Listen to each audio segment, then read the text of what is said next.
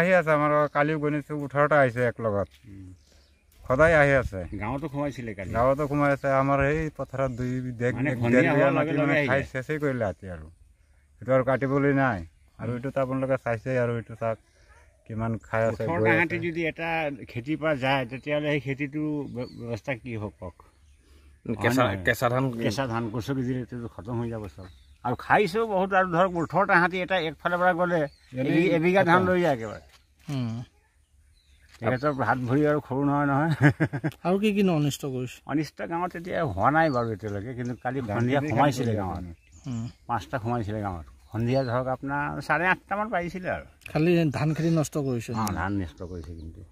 ৰাইজৰ ধৰক এতিয়া ইমান কষ্ট কৰি ধানটো ৰুইছে এতিয়া ধৰক 1 বিঘা ধান যদি খাই দিয়ে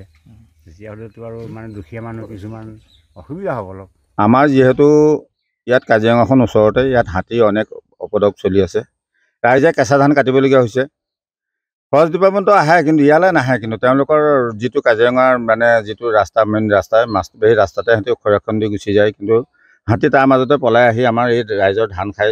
নানান অত্যাচাৰ কৰি আছে ৰাইজে উপায় নাপায় কেঁচা ধানকে কাটিবলৈ বাধ্য হৈছে যাতে ফৰেষ্ট ডিপাৰ্টমেণ্টৰ মানুহকো কওঁ যাতে এই বস্তুটোৰ প্ৰতি হাতীটোৰ প্ৰতি আপোনালোকে অনেকখিনি সুৰক্ষা দি পেলাই ৰাইজক যাতে সুবিধা কৰে আৰু স্থায়ী সমস্যা বিচাৰিছোঁ কিমানমান হাতী আহে হাতী সন্ধিয়া হ'লে যে যেনে যায় ইফালে যায় 15টা ইফালে যায় 10টা ইফালে 5টা কিছুমানে অকলেও আহে ৰাইজে যিবিলাক মানুহ কমকৈ আহে সেইবিলাক জেগাততো হাতী খেদিবলৈ মানুহ যাবলৈ খাদ্য নাই বিদ্যুতৰ তাৰ ব্যৱস্থা কৰা আছে বিদ্যুতৰ তাৰ কৰিছে যদিও এইবিলাক মানে হাতীয়ে নামানে এইটো কানেকশ্যন কৰিছে নে কি কৰিছে এইটো নাজানো তাৰ লগাই থৈছে কিন্তু হাতীয়ে কিন্তু সেইটো মানে গমেই নাপায় যেতিয়া যদি কানেকশ্যন নায়ে দিয়ে তেতিয়াহ'লে তাঁৰডাল লগাই থ'লেতো কোনো কামত নিদিয়ে অকল তাঁৰডাল লাগিলেই নহ'ব নহয় তাত কানেকশ্যনটো দিছে নাই কিন্তু তাৰ যদি কানেকশ্যনেই দিছে তেতিয়াহ'লেতো হাতীটো আহিব নোৱাৰিলে হয় তেতিয়া হাতীটো ডেইলি আহিছে বেলি দিব লগে লগে হাতী আহি পাই যায় আপোনাক কি মিছা কথা একো এইবিলাকতো আমাৰ ইয়াত দিয়া নাই সিফালে মানুহক যিটো দিছে নাজানো আমাক ইয়াত হ'লে কাকো দিয়া নাই ধানৰ বাদৰ অন্য খেতিও নষ্ট হৈছে অন্য মানে কোনো খেতিয়ে কৰিব নোৱাৰে কোনো খেতিয়ে এতিয়া ইয়াত কৰি মানে ঘৰ দুৱাৰ ভাঙি দিছে কল বন চব ভাঙি মানুহ ৰাতি শুব নোৱাৰে খৰাং হৈ থাকিবলগীয়া হয়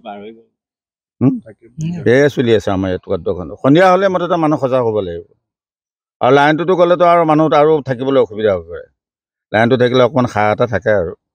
পোহৰত কিছু বস্তু দেখা পায় সেইটোকে কয় আমি আৰু